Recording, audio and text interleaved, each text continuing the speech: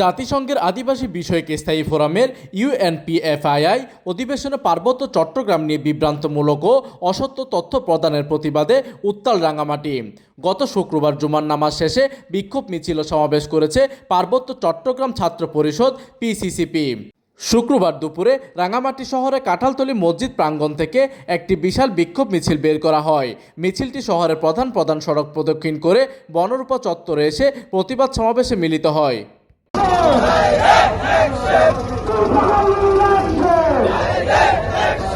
সমাবেশে পিসিসিপির কেন্দ্রীয় সাধারণ সম্পাদক মোহাম্মদ হাবিব আজম অভিযোগ করে বলেন, আন্তর্জাতিক অঙ্গনে সরকার ও নিরাপত্তা বাহিনী সম্পর্কে চরম মিথ্যা ও এক পাক্ষিক চিত্র তুলে ধরা হয়েছে। তথ্যগুলো দিয়েছে, আমরা তার তীব্র নিন্দা জানাচ্ছি এবং প্রতিবাদ জানাচ্ছি। আমরা জাতিসংঘ সহ আন্তর্জাতিক মহলের কাছে উদাত্ত আহ্বান জানাচ্ছি, বাংলাদেশ সম্পর্কে তথা পার্বত্য চট্টগ্রাম সম্পর্কে আপনারা সত্য তথ্য জানুন। এখানের প্রকৃত ঘটনা কি?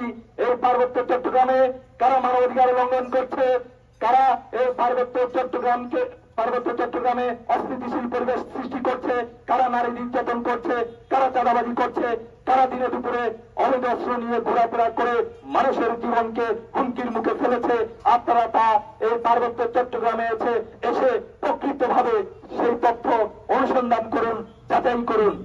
এদিকে জেলা সাধারণ সম্পাদক আলমগীর হোসেন বলেন, বিদেশে অবস্থানরত কিছু স্বার্থন্বেষী মহলের এই বক্তব্য শতাব্দীর শ্রেষ্ঠ মিথ্যাচার। মূল দাবিগুলোর মধ্যে পাহাড়ের আঞ্চলিক সশস্ত্র সংগঠনগুলোর অবৈধ অস্ত্র উদ্ধার করা, ভূমি কমিশনে বাঙালি প্রতিনিধি যুক্ত করা এবং 2016 সালে বিতর্কিত ধারাসমূহ বাতিল করা। সংবিধান অনুযায়ী পাহাড়ের অবাঙালি জনগোষ্ঠীকে আদিবাসী নয় বরং ক্ষুদ্র নৃগোষ্ঠী হিসেবে স্বীকৃতি বজায় রাখা। এদিকে বক্তারা হুঁশিয়ারি দিয়ে বলেন, ভবিষ্যতে আন্তর্জাতিক মহলে এমন মিথ্যাচার অব্যাহত থাকলে আরও কঠোর কর্মসূচি ঘোষণা করা হবে।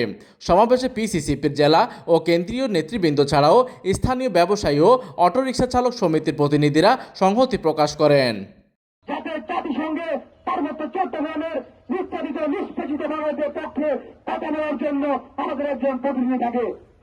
রাঙামাটি জেলা প্রতিনিধির তথ্য ও পাঠানো চিত্রে ডেস্ক নিউজ, দিগন্তের বার্তা 24, রাঙামাটি।